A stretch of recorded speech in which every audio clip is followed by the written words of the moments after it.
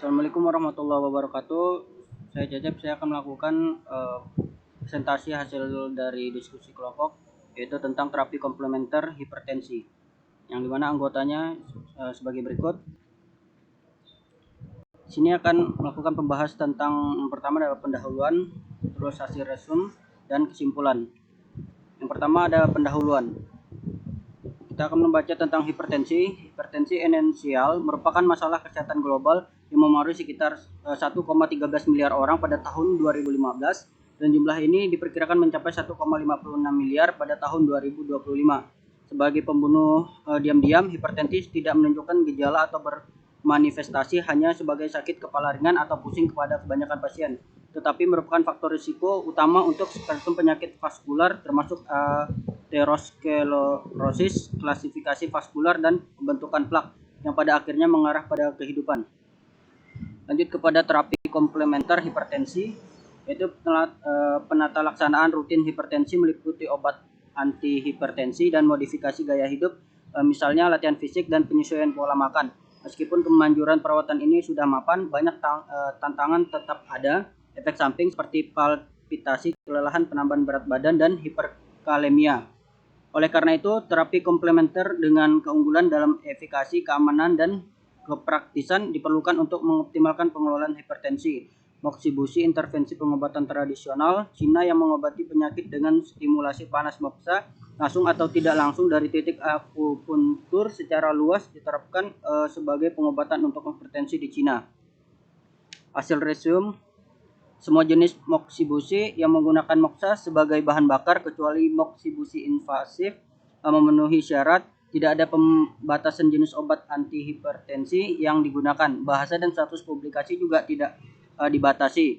Penggunaan moxibusi non-moksa, misalnya moxibusi elektronik, sebagai intervensi melibatkan pasien dengan intervensi sekunder, hipertensi gestasional atau penyakit penyertaan yang parah, misalnya infark miokard atau stroke, dan studi yang menggunakan moxibusi alternatif, intervensi stimulasi titik akupuntur lainnya, misalnya akupuntur atau akupresur, atau obat antihipertensi sebagai kontrol. Terus ada diskusi, pengobatan moxibusi meningkatkan sakit kepala dan pusing, tetapi tidak kecemasan dan insomnia. Mengingat alasan biologis dan klinis, moxibusi sebagai terapi tunggal memberikan respon yang lebih baik secara signifikan terhadap pengobatan daripada yang menilai moxibusi sebagai terapi tambahan. Efek hipotensi dari moxibusi dapat ditutupi oleh obat-obat antihipertensi. Ada beberapa reaksi merugikan yang terkait dengan moxibusi dalam RCT yang disertakan, yang menyeratkan bahwa moxibusi umumnya aman. Pasien hipertensi biasanya memiliki penyakit penyerta yang memengaruhi kekebalan tubuh dan fungsi perbaikan seperti penyakit kardiovaskular, diabetes, dan penyakit ginjal kronis, dan banyak efek samping yang disebabkan oleh moxibusi, misalnya luka bakar, infeksi, dan alergi telah dilaporkan pada pasien ini.